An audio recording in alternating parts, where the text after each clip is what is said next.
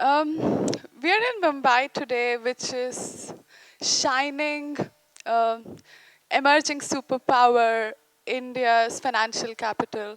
It is at the heart of India's newfound economic clout.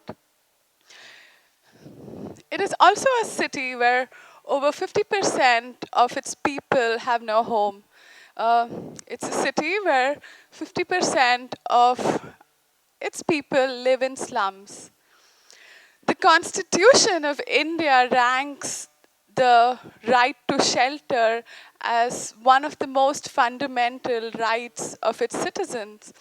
And if you look at the number of the housing shortage in this country, you'll realize how far we are from providing large parts of our citizens with their most basic right. On an average, almost 25% of people who live in India have no access to a home. They live in slums. This crisis demands a revolutionary policy response, or we will leave large parts of our population out of, the shining India. And this level of social inequity is going to be disastrous for the future of our nation when half of our country lives on piles of garbage. And then there is this other shining India, which has a home of 27-story for a family of 5, is surely going to create a complete civil unrest in the coming years. The living conditions of people who live in these informal communities is inhuman. Just to give you a statistic to accentuate that, over 50% of people who live in our cities have no access to clean drinking water or uh, to sewerage. And the most vulnerable communities here in these communities are women or children. I had an opportunity to film in some of the slums of Mumbai a couple of years ago. While it shook me, it also inspired me. The strength of the people who lived there inspired me.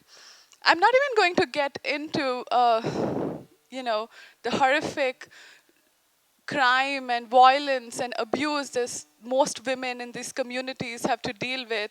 I'm going to talk about something far more basic. I'm going to talk about their day-to-day life. 1:1,000 is the ratio of toilet to people in most of our slums that are there in India. And women and girls are obviously the most affected by this.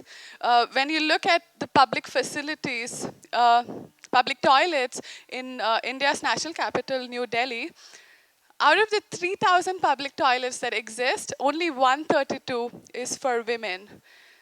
It is shocking to see the kind of things that most Indian women have to go through every day just to go about their daily life.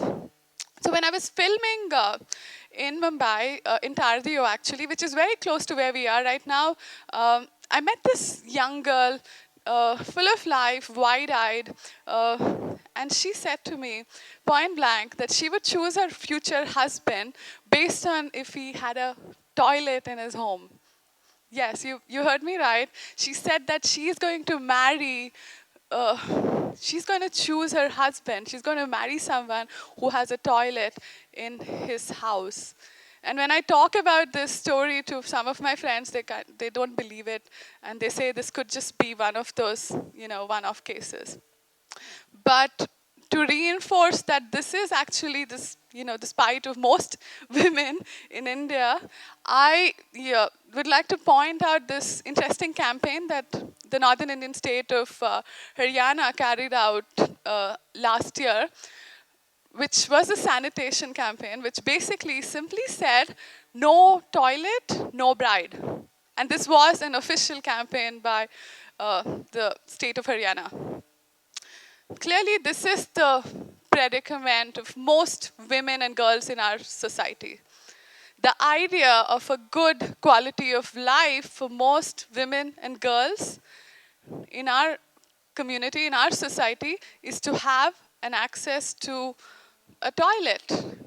And there are, sparks of hope. And I'd like to point out to the work that Spark has done in this. I know the co-founder is here. There is an organization called Mahila Milan, which has built hundreds of community toilets with the help of international agencies as well as organizations like Spark.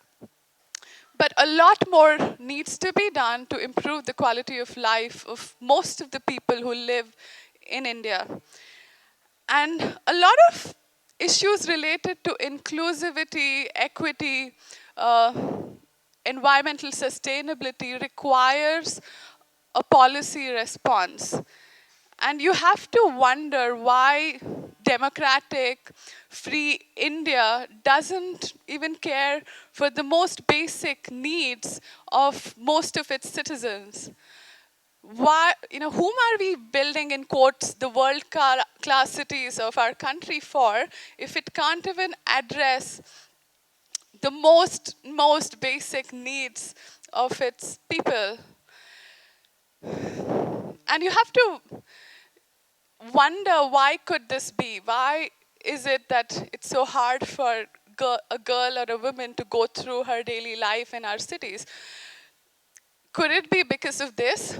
Uh, Obviously, the proportional representation of women at all spheres of our society in terms of administration or governance or policy making is very, very low. So that's the number. It's 9% women in our Lok Sabha, which frames all our policies, and it is 7% in Indian administration services. This is obviously very, very unhealthy. I think we need more women to be participating in these processes for a more healthy and well-functioning society. A lot of people argue with me that it's wrong to assume that women in positions of power may mean more women empowerment. We've had and continue to have women in positions of leadership, and that has not necessarily meant that women in general have been empowered. I believe that this is again got to do with the proportion of representation that we have in these systems. A few lone voices, however shrill, cannot really bring about real change.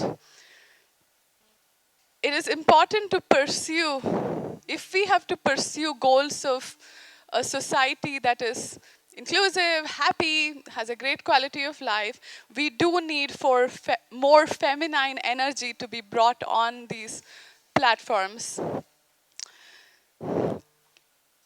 I believe that women leaders in male-dominated sectors often have to play up their masculine characters more than their male counterparts often. Some of them have to be even more aggressive than their male counterparts.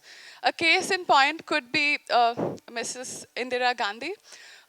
Also, if you see some of the Secretary of States that United States had, you see that these women were often far more aggressive about issues of war than even their male counterparts. I believe that one of the reasons for this could be that the ecosystem demands it. Women need to fit in because if you are in the Indian parliament or if you are part of the Indian administrative service, you're often the only girl on the table. And you're going to be observed, and often to be taken seriously, you need to downplay your femininity and act like a man. Because we've been taught that leadership is about being aggressive, forceful, cold, unemotional. All very masculine characters. Well, sometimes that may be true. That is needed for leadership. But the world desperately at this point needs feminine characters in its leadership far more so than the masculine energy. more proportional representation of women in our system will allow women to be themselves and be comfortable in their inherent characteristics. I don't think I'm going to give up my feminine values, my femininity, just to prove to someone that I'm an equal. I like pink. I believe in fairy tales. I can be highly emotional. I can be sensitive, and I cry, and I'm scared sometimes, and I need to be protected. And I'm not going to be apologetic about these characteristics. I am not going to downplay them. And I don't think it makes me weak. I believe that all of these characteristics are far, far more important today for our world and to save our world. Let me tell you why. As Dr. Shiva mentioned, we've got world leaders assembled in Cancun, Mexico, today, right now, to discuss climate change, which is the greatest threat facing human civilization. If we do not cut down our carbon emissions, uh, our next generation, our future generation, will be faced with drought, with starvation, with extreme climate events like floods and storm. And if you did attend one of these meetings in Cancun or Copenhagen, where a very male set of negotiators are speaking about climate change, and obviously they're speaking about numbers and they're speaking about complex legal mechanisms. If basically they're talking about saving our world, but if you did attend some of these meetings and walked into one of them, you may as well think that they were talking about a 5-day match of test cricket, and a very, very boring one at that. There is absolutely no emotion, no sense of vulnerability when they're speaking about these issues. They do not feel threatened at all. There is no sense of urgency or passion. And I have to look at some of this data on a daily basis at my work at the Urban Vision. And when I see some of it, it scares me. It basically says that, if we do not do anything about this, our future is doomed. We are screwed. And, our children will have to face a world where there is no food, there is no water, and there's a lot of conflict. And it is scary. And when I look at it, I'm very taken aback. And I remember seeing this piece on New York Times. I don't know if any of you saw this, which basically asked the question, should we be the last generation? Basically, it asked young people if we should be having children. And I remember looking at this, and I was working on a report on sea level rise and what it could mean to our cities. And I said, no, maybe not. Why would I have children and bring them to this world which is doomed to fail?